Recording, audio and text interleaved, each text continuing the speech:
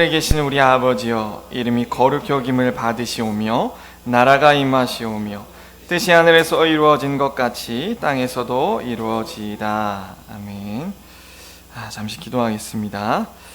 사랑하신 아버지 하나님, 감사합니다. 성령께서 우리의 마음을 이 시간 여시사 이 주님의 기도에 담겨있는 원리들을 더욱 마음에 담게 하시고 정말 우리 속에 기도하고 싶은 소원으로 가득 차게 하여 주시옵소서.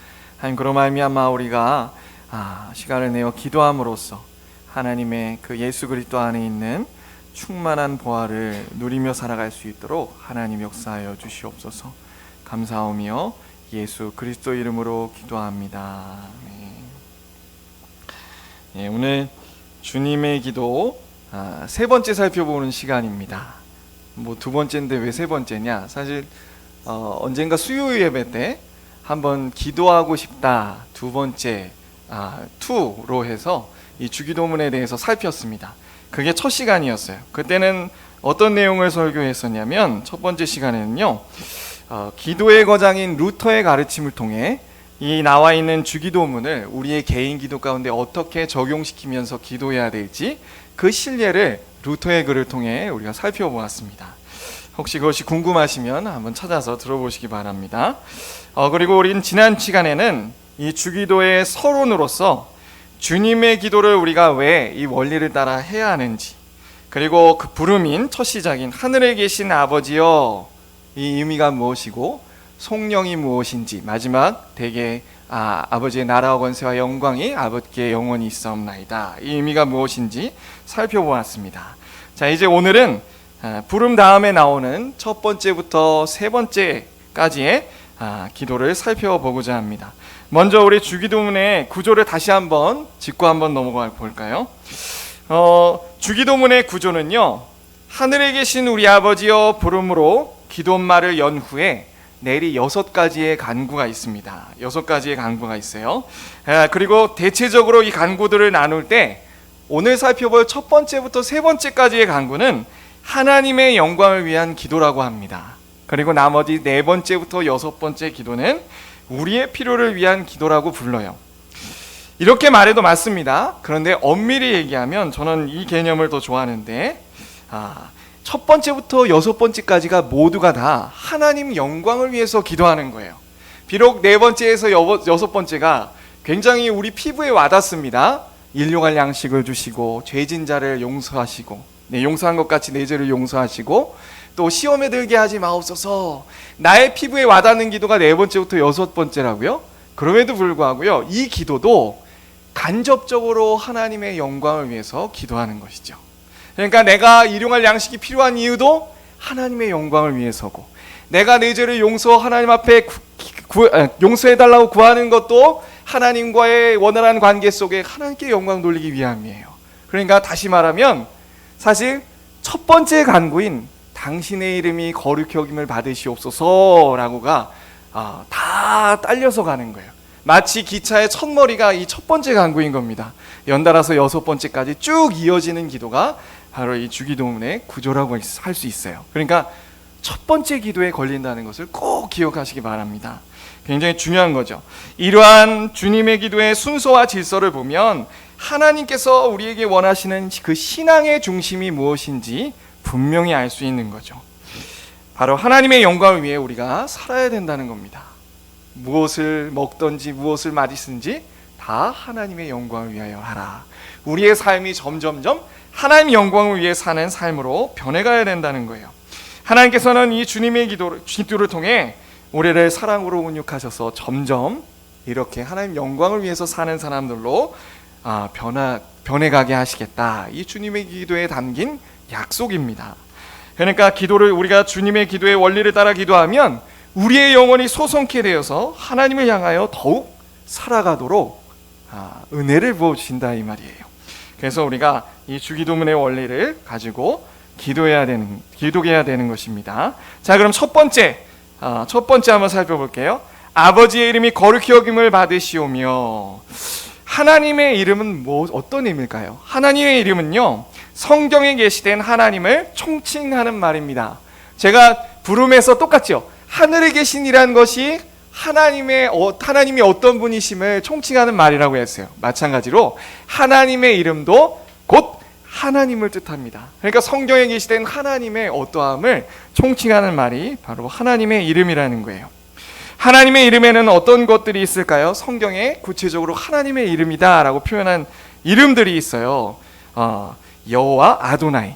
여호와는 어떤 의미인가요? 스스로 존재하시며 항상 살아계신 하나님이라고 표현할 때 우리는 여호와라고 합니다. 그리고 아도나이는 우리의 주인 되신 하나님, 나의 주님이십니다 라고 부를 때 사용하는 이름이 아도나이예요. 그리고 어떤 특정한 사강 속에서 하나님의 백성들이 하나님을 경험한 후 다양한 이름을 붙여서 하나님을 높이기도 하죠. 그 내용이 어떤 것들이 있죠? 여호와 이레, 여호와 라파, 여호와 니시, 이런 내용이 있어요. 여호와 이레는 어떨 때 붙여졌죠? 아브라함이 이삭을 바칠 때 하나님이 제물을 준비하셨다. 그 하나님을 경험한 아브라함과 이삭이 하나님을 찬양하면서 붙인 이름이에요. 그리고 여호와 라파는 언제 붙여졌죠? 이스라엘 백성들이 홍해바다를 건너서 수르강에 들어갔더니 물을 마셔야 되는데 쓴물을 만난 거예요. 그래서 원망불평하자 하나님이 그 물을 치료해 주셨다 해서 여호와 라파의 하나님. 이렇게 특정한 상황 속에서 하나님의 백성들이 하나님을 경험하고 하나님을 찬양한 거예요. 우리가 여기서 알 수 있는 것은 무엇입니까? 먼저는 성경에 계시된 하나님을 우리가 설교 속에 또 성경 공부 속에 배우잖아요. 그럼 그 하나님을 감사하는 마음으로 찬양 드려야 됩니다. 지금 이 시간 설교를 들으시면서도 얼마든지 기도할 수 있어요. 하나님 감사합니다. 바로 여호와 이레의 하나님이 바로 나의 하나님이죠. 하나님, 우리의 하나님 되어주셔서 감사합니다. 찬양하면서 예배 가운데 그렇게 찬양 드리실 수 있어요. 그리고 또한 그 성경에 계시된 하나님을 우리의 삶에서 정말 경험하도록 하나님 앞에 간절한 마음으로 기도해야 되는 것입니다. 삶에서 그 하나님을 경험하면 그 자리에서 하나님을 높여드리는 거예요. 이렇게 하나님의 이름을 거룩히 여김을 받으시오면은 말씀에 계시된 하나님을 내가 찬양하고 높여드린다. 이게 첫 번째 아주 중요한 기본적인 내용이죠. 자, 그러면 이렇게 한번 생각해 봅시다. 우리가 이렇게 하나님의 이름을 거룩히 여겨드리면 그럼 되는 거 아니겠어요? 근데 무엇하러 하나님이 또 기도하라고 하셨을까요? 이유가 있죠. 왜냐하면요, 이 땅에서 지금 우리가 이 땅을 살펴보면 이 땅에서는 하나님의 이름이 수많은 사람들에 의해 짓밟힘을 당하고 있기 때문이에요.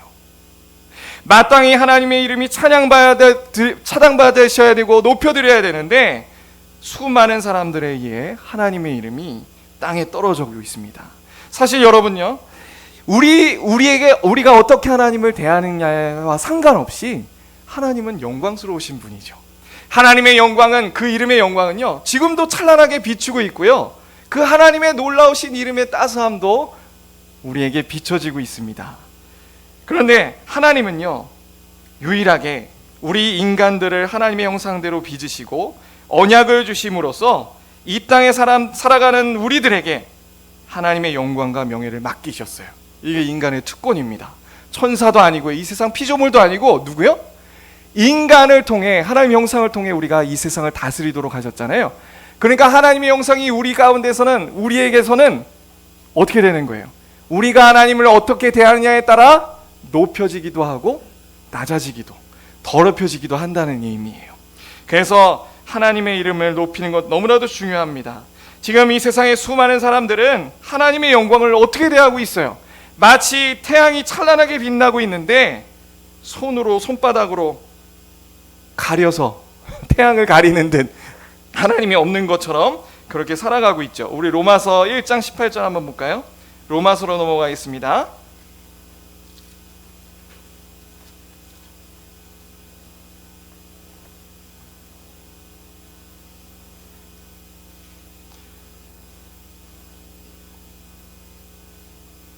자, 보세요. 세상 사람들이 지금 이렇게 살아가고 있습니다. 이는 하나님을 알만한 것이 그들 속에 보임이라. 하나님께서 이를 그들에게 보이셨느니라.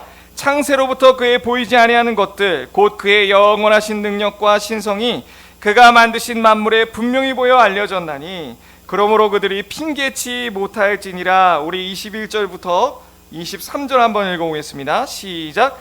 하나님을 알되 하나님을 영화롭게도 아니하며 감사하지도 아니하고 오히려 그 생각이 허망하여지며 미련한 마음이 어두워졌나니 스스로 지혜 있다 하나 어리석게 되어 썩어지지 아니하는 하나님의 영광을 썩어질 사람과 새 짐승과 기어다니는 동물의 모양의 우상으로 바꾸었느니라. 자, 하나님을 알만한 것이 이 세상에 가득하죠. 마치 태양이 떠 있는 것처럼, 손바닥을 가려도 가려지지 않는 것처럼 가득하단 말이에요. 그런데 세상 사람들이 어떻게 살고 있죠? 하나님을 알지만 하나님께 영광 돌리지도 않고 감사하지도 않게 살아가고 있다는 거예요. 그것을 28절에는 이렇게 얘기합니다. 그들이 마음에 하나님 두기를 싫어했다. 그러니까 이 세상 사람들은요, 하나님을 마음에 두기 싫어하는데 그 구체적인 모습이 어떻다고요? 마땅히 하나님 앞에 돌려야 할 그 영광 돌리지도 않고 감사해야 할 그 감사도 돌리지 않고 있다는 거예요.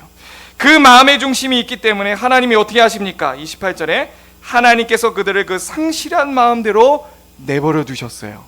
그러자 수많은 범죄들이 이 세상 가운데 나타나게 되는 겁니다. 불의, 추악, 탐욕, 악의, 시기살인, 분쟁, 수군수군하는 일까지. 그래서 이 세상이 이렇게 혼란스러운 거 아니겠습니까? 그러니까 이렇게 범죄가 나타나는 그 중심에 뭐가 있다고요? 하나님을 영화롭게도 안 하고 감사하지도 않는다. 그리고 이 영화롭게도 아니하고 감사하지도 않은, 마땅히 하나님께 그렇게 돌려드리지 않는 그 자리를 누가 대신 채운다고 아까 얘기했죠?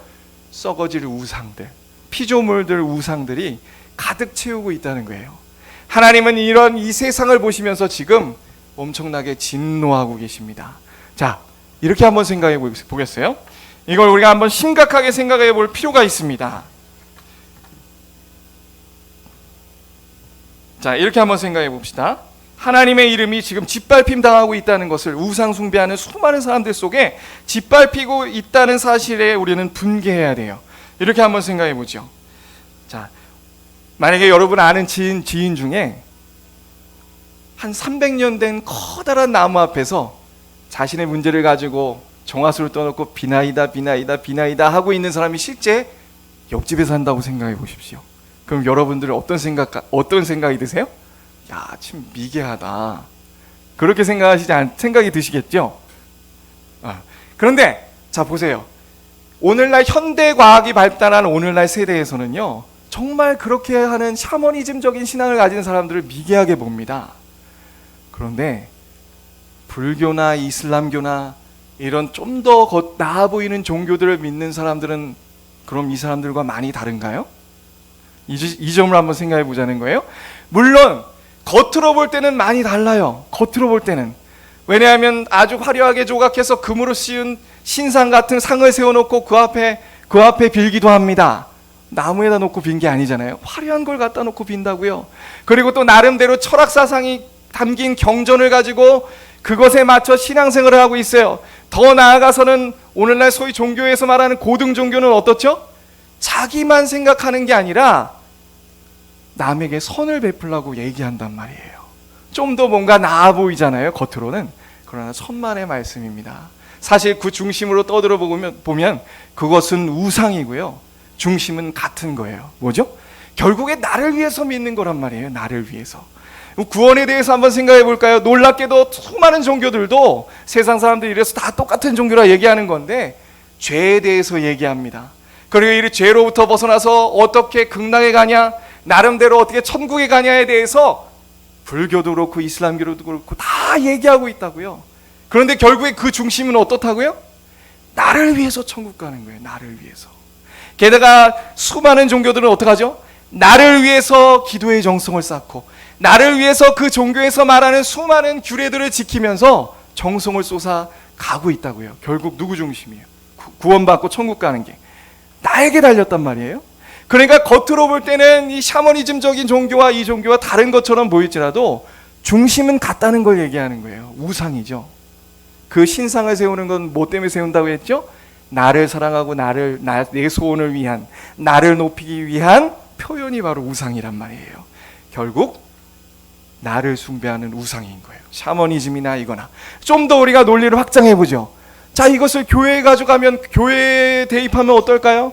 수많은 사람들이 하나님을 믿는다면서 교회에 다니고 있습니다. 그런데 하는 신앙의 형태는 어떤 신앙의 형태들이 많이 있나요? 기복주의 신앙. 내가 복받고 잘되고 성공하고 그것을 위해 헌금도 많이 내고 그것을 위해 교회 다니면서 하는 사람들이 많이 있죠. 하나님의 이름으로. 그리고 또 어떤 신앙이 있습니까? 율법주의 신앙이죠. 내가 구원받기 위해서 열심히 하나님의 뜻대로 내가 이렇게 하면 구원받는다. 상당히 많은 사람들이 이렇게 지금 믿고 있습니다. 결국에 그 중심은 똑같다는 거예요. 좀 더 한번 생각을 해보죠. 여기까지가 우리는 완벽한 우상이라고 생각하시면 되고요.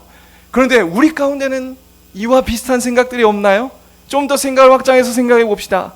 결국에 샤머니즘이나 지금까지 얘기한 종교나 기복주의를 믿는 교회에 다니는 사람들이나 다 일맥상통하다 했어요. 다 모두가 나의 구원을 위해, 내가 천국 가기 위해서 교회 다닌다고 했어요. 그러면 여러분, 우리는 이런 마음 없나요? 정말 내가 구원받고 싶어서 나의 구원을 위해서 신앙생활하지 않으십니까? 자, 여기에 제가 어떤 얘기 하시는지 벌써 짐작하시는 분 계신데, 제가 얘기하고자 하는 요점은 뭐냐면요, 가장 기독교와 세상 종교, 샤머니즘 종교와의 다름은 바로 여기에 있어요. 뭐냐? 우리는요, 단지 나만의 구원을 위해서 신앙생활하는 게 아닙니다. 내가 구원받고 싶어서, 내가 천국 갖고 싶어서 신앙생활하는 게 아니에요. 그러나 우리 가운데는 여전히 죄성이 있는지라 자꾸만 우리의 시선이, 우리가 어디에 집중되죠? 야, 이거 내가 구원받았나? 나 구원, 나 이런 신앙생활이 많죠. 우리도. 그러나 지금 주기도문이 얘기하는 것은 무엇입니까? 이 구원은요, 우리가 하나님을 믿고, 우린 믿음으로 구원받잖아요. 믿음으로 구원받아 하나님의 백성이 되었다는 것은 뭐냐면, 이제 하나님의 영광을 위한 여정이 시작되었음을 얘기합니다. 이게 바로 가장 세상 종교와 우리가 믿는 기독교와의 가장 차별성이에요. 차원이 다른 거예요. 차원이. 이렇게 하나님 앞에 기도하고 이런 목적을 가지고 신앙생활하는 종교는 아무것도 없습니다. 아무것도 없어요. 이건 정말 우리가 자부심을 가져야 돼요. 우리의 종교는 뭐라고요? 우리는요, 정말 구원받아 이제 하나님의 영광을 위해 사는 사람으로 부름받았다고요. 지금 주기도문이 1, 2, 3의 간구가 얘기하는 것은 무엇이냐면, 이제 우리가 예수 그리스도를 믿어 거듭났습니다. 그러나 아직 우리 가운데는 내가 너무 많아요. 그런데 주님의 기도의 원리대로 기도하다 보면 이제 그 초점이 어디로 바뀌는 거예요? 나를 향한 초점에서 하나님의 영광을 위한, 당신의 이름이 거룩히 여김을 받기 원합니다, 내 삶이 더 정말 그렇게 되길 원해요 하는 마음으로 점점 변해간다는 거예요. 대단한 거죠. 오늘 오전에 목사님도 말씀하셨지만, 생각해 보세요. 이게 얼마나 감사한 일인가. 우리가 이 기도를 생각할 때에 두 가지를 생각하게 됩니다. 첫 번째는 내가 얼마나 하나님의 이름을 높이기에 부족한 사람인가. 그렇잖아요. 여러분, 저도 그래요. 저도 뭘 우리가 얼마나 하나님의 영광을 돌리며 살겠어요. 하나님의 이름, 오히려 때로 내 이름 높이기가 더 많고, 내 먹고 사는 문제와 또 내가 잘 되는 일들에 어느새 골똘해 있잖아요. 그래서 이 주님의 기도를 하다 보면, 내가 얼마나 하나님의 영광 돌리지 못하는 죄인인가, 하나님 앞에 죄를 깨닫게 됩니다. 그러니까 이 주기도문에 하나님의 영광에 집중해서 기도하게 되면, 이게 참 아이러니인데, 하나님의 영광을 기도하다 보면 나를 바라보게 되는 거예요. 내가 이렇게 하나님 앞에 죄인이로구나. 그러면서 한편으로는 뭐가 흘러나와요? 찬양과 감사가 흘러나오는 거죠. 왜? 이런 나임에도 불구하고 하나님이 나를 부르셨고 나를 통해 그렇게 하나님이 높여주시길 원하니까. 이게 우리의 믿는 사람의 특권입니다. 그래서 당신의 이름이 거룩히 여김을 받으시옵소서라는 기도는요, 정말 우리의 영혼을 속성케 하는 기도예요. 우리가 가장 집중해야 될 기도의 제목입니다. 여러분들 기도 가운데에 반드시 이거부터 기도하시기 바래요. 이거 기도하지 않으면 우리는 계속 기도 중에 내 문제만 넣고 나 잘되기, 그런 중심으로 흘러가기 마련입니다. 우리 죄성이 있으니까요. 자, 그럼 두 번째 살펴보도록 하겠어요. 자, 이번에는 나라의 임하시오며 기도입니다. 나라의 임하오시며. 자, 먼저 이렇게 설명하죠.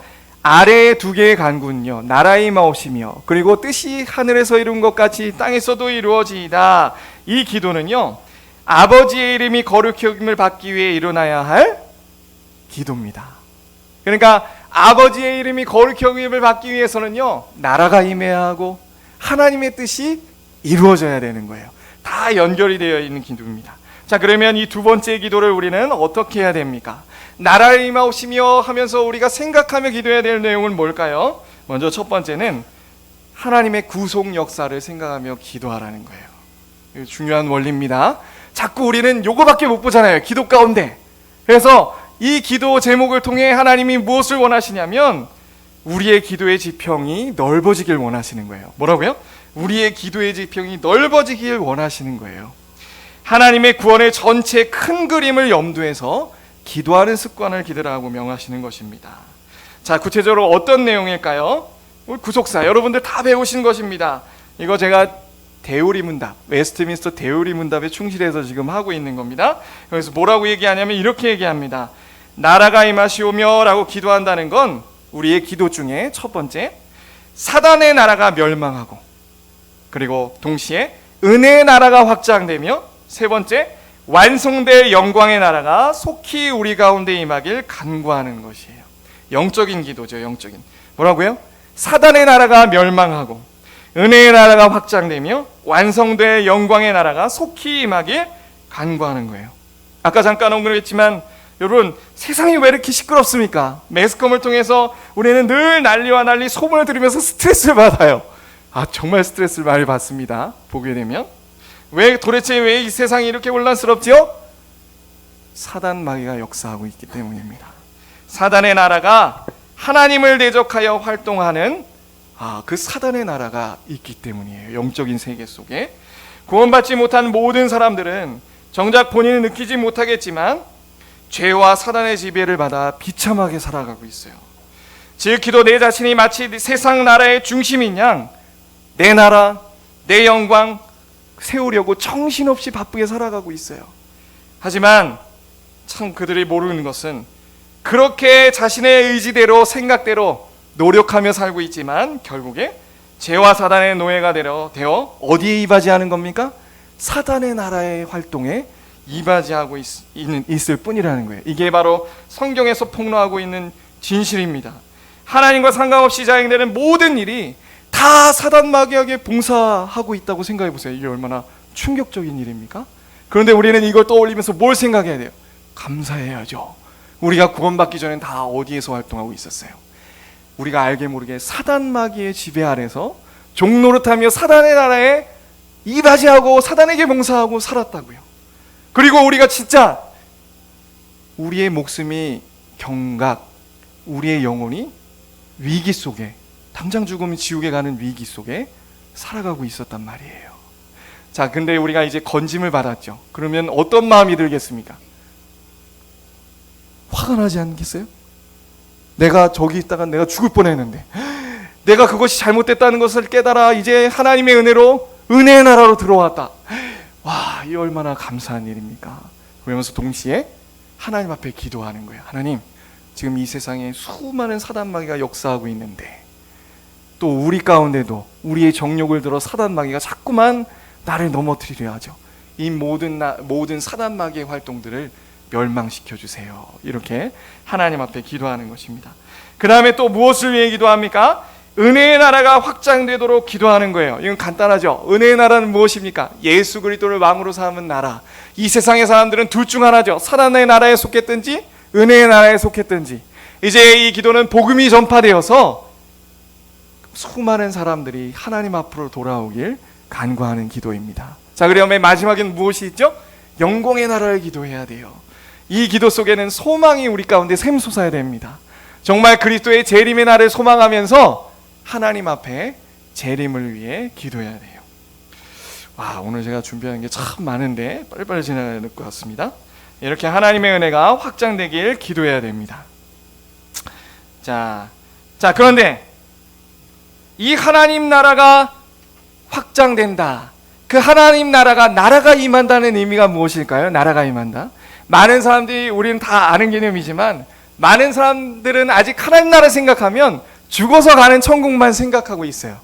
그런데 여러분, 죽어서 가는 천국이 분명히 있죠. 예수님이 준비할 처소가 있다고 말씀하셨으니까. 우리가 생각하는 공간 개념은 아닐지라도 분명 가는 곳이 있습니다.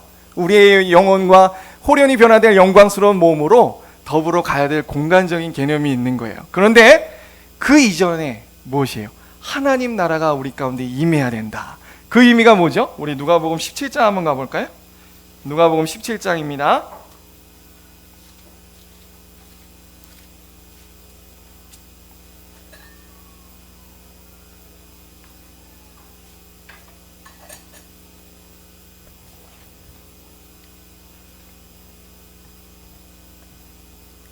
자, 누가복음 17장 20절 21절 같이 한번 읽겠습니다. 시작. 바리새인들이 하나님의 나라가 어느 때에 임하니까 묻거늘 예수께서 대답하여 이르시되 하나님의 나라는 볼 수 있게 임하는 것이 아니요 또 여기 있다 저기 있다고도 못하리니 하나님의 나라는 어디 있다고요? 너희 안에 있다. 자, 그런데 우리가 여기서 좀 더 살펴볼 필요가 있어요. 우리는 이 구절을 통해서 뭘 압니까? 마태복음 5장처럼 팔복, 하나님의 통치, 이 통치 개념이잖아요. 하나님의 은혜가 임하면 마음이 심령이 가난해지고 애통해지고 의에 줄이고 목마르고 이러한 현상들이 나타나야 된다. 그런 마음을 가지게 되는 사람이 하나님 나라가 임한 사람이라 우리는 인정해 줄 수 있습니다. 그런데 여기서 한 가지 더 개념을 확장해야 돼요. 여기 보니까 너희 안에 있느니라 라는 그 대상이 지금 누구로 세계되고 있습니까? 제자들만 있었던 게 아니고 바리새인들도 있었다고요. 지금 보니까 바리새인이 하나님의 나라가 어느 때에 임하니까 물었더니 그 대답으로 나오는 거예요. 너희 안에 있다. 그럼 바리새인에게 하나님 나라가 임했습니까? 이것을 통해서 알 수 있는 건 뭐냐면 너희 안에를 너희 가운데로 생각하는 거예요. 너희 가운데. 지금 누가 이 제자들과 바리새인들 가운데 계십니까? 예수님이죠. 이 말을 우리는 어떻게 받아들일 수 있냐면 예수 그리스도를 구주로 영접한 사람, 그리고 그 사람이 하나님의 나스를 받아 살아가는 그 관계 속에 하나님의 나라가 임하고 확장되어진다라고 우리가 이렇게 설명할 수 있겠어요. 하나님의 나라가 임하여서 하나님의 다스림을 받는 그 사람이 바로 하나님 나라인 거죠. 하나님 나라. 자, 그리고 이 하나님 나라의 핵심인 교회가 중요합니다. 교회가 뭐죠? 건물이 아니라 교회가 뭐죠? 구원받은 백성, 주님의 자녀들이 교회를 공동체라고 얘기하잖아요. 자, 그랬을 때 이 교회가 너무나 중요합니다. 그래서 예수님이 마태복음 16장에 뭐라고 하셨어요? 그 베드로와 제자들이 하나님 앞에 주는 살아계신 그리스도시요 하나님이십니다 라고 얘기하자마자 예수님이 뭐라고 하셨어요? 바요나 시모나 복이 있다. 그 고백은 하나님의 은혜로 주신 것이고 이제 천국 열쇠를 교회에게 주겠다라고 말씀하신다고요. 교회가 무엇을 받았어요? 천국 열쇠를 받았습니다. 교회가 굉장히 중요한 거예요. 천국 열쇠를 얘기하면서 뭐라고 하셨어요? 이 열쇠로 교회가 풀면 하늘에서도 풀릴 것이고 묶으면 이 땅에서 묶이리라. 이게 무슨 내용일까요? 천주교처럼 그 교회의 교황의 권위가 그만큼 크다 그런 얘기를 하는 것이 아니라 하나님의 교회를 통해 복음이 선포가 되면, 바른 복음이 선포가 되면 그 복음을 믿는 사람들은 천국에 가는 것이고요, 그 복음을 듣고 믿지 않으면 천국 문이 닫힘을 표현하는 얘기예요. 그러니까 하나님께 계획은 무엇이에요? 하나님 나라가 확장될 때에 이 교회가 핵심이란 얘기죠. 여러분들이 하나님의 나라가 확장되는 핵심이라는 사실이에요. 핵심. 그래서 대요리 문답에서는 이렇게 얘기합니다. 먼저 이 나라를 위해서 기도할 때, 나라가 임하시옵소서라고 기도할 때 교회를 위해 기도해야 된다. 근데 교회를 위해 구체적으로 기도하게끔 우리를 지도하고 있어요. 대요리 문답에. 그래서 뭐라고 기도하냐면 성령으로 말미암아 하나님의 말씀에 입각해서 이 교회가 잘 다스려질 수 있도록 기도해야 된다라고 얘기합니다. 제가 그 한 부분을 한번 읽어보도록 하겠습니다. 교회가 복음 사역자와 규례를 구비할 수 있도록 기도하라고 권면합니다. 여기에 모든 직분들도 해당됩니다. 자, 읽어볼게요. 기도할 뿐만 아니라 기도하면서 곧 우리가 그렇게 교회를 잘 하나님의 말씀대로 운영해야 된다 이렇게 말해요. 먼저 복음 사역자와 규례가 형식적이거나 위선적이지 않고 참되고 영적이며 은혜로운 것인 한 그것은 하나님의 선물이며 또한 그들의 능력은 오직 성령님의 특별한 사역에 의한 것이다. 한문적이 너무 긴데 간단하게 얘기하면 그거예요. 직분자들을 위해서 기도하라는 겁니다. 위선자가 되지 않도록. 그리고 그들이 직분을 맡은 사람으로서 형식적으로 교회를 섬기지 않도록 기도하라는 거예요. 성령님께 은혜를 구하라는 거예요. 그래서 진실된 마음으로 자발적으로 교회를 사랑하는 마음으로 섬길 수 있도록 기도해야 된다는 겁니다. 우리를 복음의 일꾼으로 부르시는 이는 성령님이시며 교회의 목사와 장로와 집사를 주시는 분도 성령님이시다. 또한 말씀 전파나 성례의 집행 및 권징의 시행과 같은 각종 규례를 제공하고 그것을 효과적으로 수행하시는 분도 성령님이시다. 우리가 참으로 교회가 모든 복음 사역자와 규례로 구비되기를 기도하자 한다면, 기도하라는 거죠. 기도만 하고 아무 일도 하지 않는 일은 없어야 할 것이다. 우리는 그것을 위해 우리가 할 수 있는 일을 해야 한다. 예를 들면 우리는 젊은이들로 하여금 복음 사역에 헌신하도록 권면해야 됩니다. 서로가 서로를 권면해야 돼요. 특히 젊은이들에게 도전해야 된다는 거예요. 우리가 볼을 보여야 되겠죠. 네. 우리는 교회 교육이나 사역을 위해 물심양면으로 지원해야 된다. 또한 우리는 규례와 관련된 일에 직접 수종들거나 목회 사역과 교회 행정에 수고하는 사역자들을 격려하고 지원해야 한다. 이렇게 하나님 앞에 성령님께 은혜를 구하며 이 교회가 하나님의 말씀으로 잘 다스릴 수 있도록 사역자에서부터 교육자, 직분자, 그리고 이 모든 말씀이 잘 바르게 선포되고 성례가 잘 시행되고 권징들이 잘 이루어질 수 있도록 서로가 서로를 도전해서 복음이 전파되는 게 핵심이니까요. 잘 전파할 수 있도록 서로 기도하며 격려하고 지원하라. 기도만 하는 게 아니에요. 그러니까 참 특이하죠? 기도의 파트에 엄청나게 행동해야 됨을 강조하고 있다고요. 그러니까 무슨 얘기일까요? 기도하면 하나님이 마음의 소원을 주시고 동시에 우리가 힘써야 된다는 거죠. 하나님 앞에. 자, 그리고 이외에도 대요리 문답에는 이런 얘기들이 나와 있습니다. 교회가 세상의 부패로부터 정화되길 기도해야 되고, 또 국가가 교회를 인정하도록, 또 국가가 교회의 자유와 안전을 보장하도록 기도해야 된다. 요즘 참 그런 얘기들이 많잖아요. 차별금지법이다 뭐다. 점점 이 세대가 바뀌고 있단 말이에요. 국가 정권이 점점 교회에게 안 좋은 방향으로 흘러가는 듯 보이시죠? 뭐 해야 될 때입니까? 기도하라는 거예요. 기도. 왜냐? 하나님께서 국가를 세우신 목적은 이 복음이 교회로 하여금 잘 선포되도록, 사실 그게 목적이라고요. 그래서 죄가 억제되고 잘 다스려질 수 있도록. 그러나 사단 마귀가 활동하며 그것을 뒤집어 놓을 수 있죠. 물론 그 속에도 하나님의 섭리가 있습니다. 기도하라는 거예요. 그래서 이러한 자세한 내용들이 잘 대요리 문답에 기록되어 있어요. 한번 참고하시고 살펴보시기 바랍니다. 자, 무엇보다도 이 하나님 나라가 임한다는 것에 그 통치 원리가 있어요. 그것은 무엇이냐면 바로 사랑입니다. 어거스틴은 이렇게 얘기해요. 하나님 나라는 이 세상 나라는 자기애를 중심과 그 동기로 해서 운영되는 나라다. 그러나 하나님 나라는 하나님을 사랑하는 동기와 중심으로 이루어지는 나라다. 그래서 서로 하나님이 우리에게 사랑을 베푸신 것처럼 사랑으로 서로를 대해라. 그럼 뭘까요? 참아주고 인내하고 나에게 해를 끼치고 뭔가 죄를 짓는 모습이 보여도 먼저 비판하고 정죄하기보다 참아주고 인내해주고 기도해주고 함께 그것을 아파하고. 어렵죠.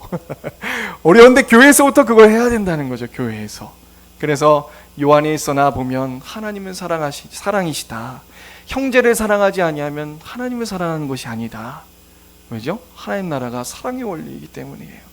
골로새서 1장에도 분명히 나와 있습니다. 우리가 흑암의 권세에서 건져내서 그의 아들의 사랑의 나라로 옮겨졌다.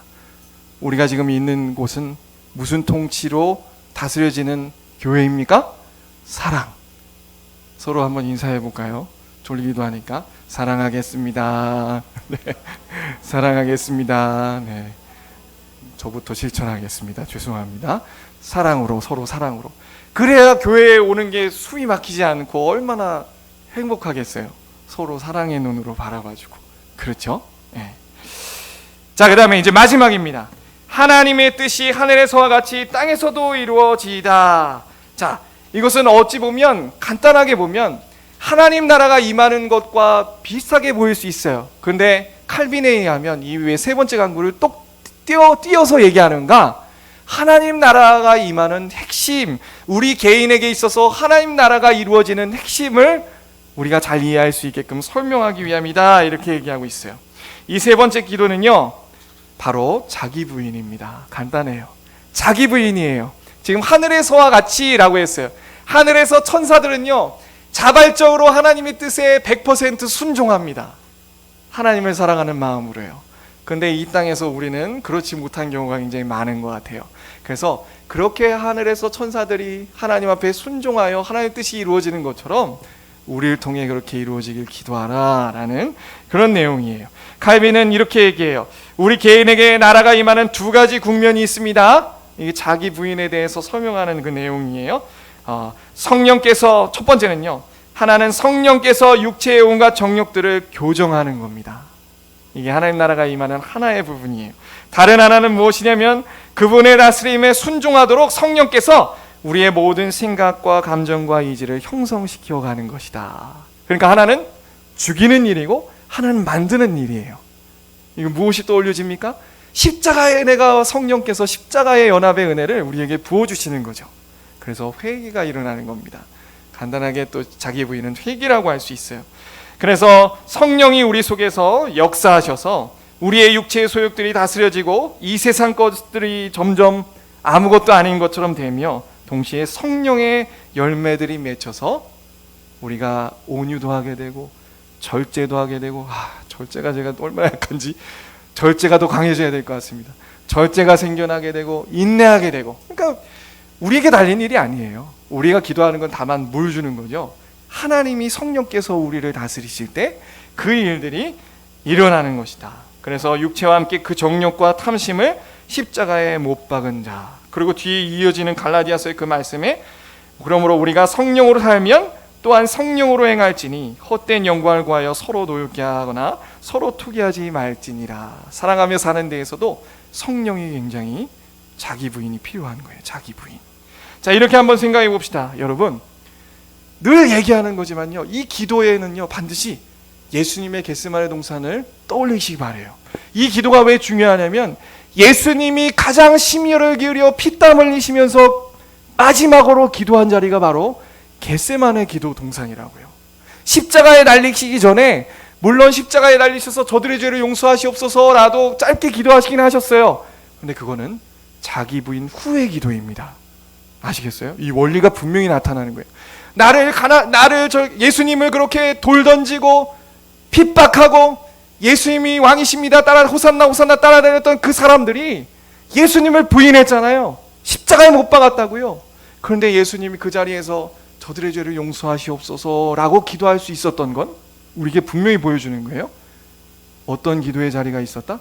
겟세마네 동산에 자기 부인의 자리, 기도의 자리가 있었기 때문입니다. 분명한 원리가 드러나고 있다고요. 예수님이 거기서 뭐라고 기도하셨죠? 아버지요, 만일 아버지의 뜻이거든 이 잔을 내게서 옮기시옵소서. 참, 이것도 참 감사한 일이에요. 먼저 자기가 당신께서 원하시는 뜻을 먼저 얘기한 것이 아니라 지금 뭐라고 기도하고 있어요? 먼저 아버지의 뜻이거든 이 잔을 옮기시옵소서, 이렇게 말씀하시고 놓고, 그러나 내 원대로 마시고 아버지의 원대로 되기를 원하나이다. 예수님의 육체적 소원은 피하고 싶은 거예요.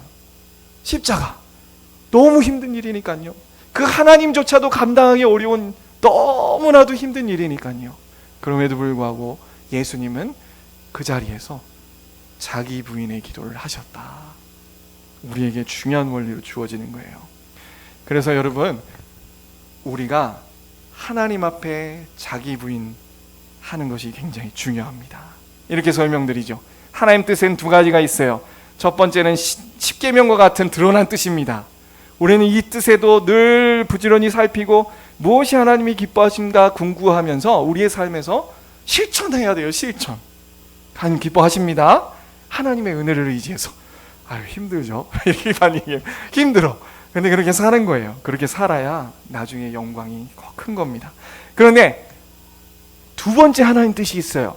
이거는 하나님의 작정과 섭리 속에 감추어진 뜻이라고 대우리 문답은 설명합니다.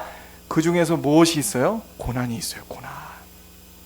직장에 갔는데 왜 하필 저 사람이 내 상사야? 이런 일들, 나를 맨날 괴롭히는 저 사람이 왜 하필 있는 거야? 하나님 뜻은 알기 어렵죠. 그리고 또 우리가 살다 보면 우리가 예상치 못한 질병 때문에 고생하거나 또 불의의 어떤 사고를 당하거나, 내 사랑하는 사람, 그런 일이 없기를 원합니다. 사랑하는 사람이 죽거나 우리가 도저히 이해할 수 없는 그러한 일들이 발생한다고요. 그럼 우리 마음은 어디로 흐르게 되죠? 하나님 왜 나한테 불평하고 원망하게 된다고요? 그럴 수 있습니다.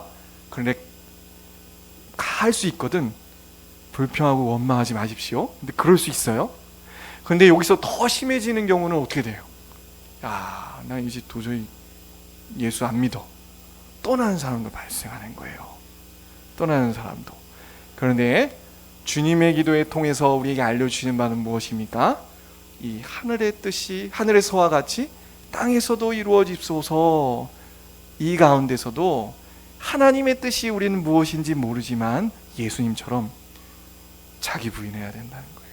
십자가로 내 감정 못 박으라는 겁니다.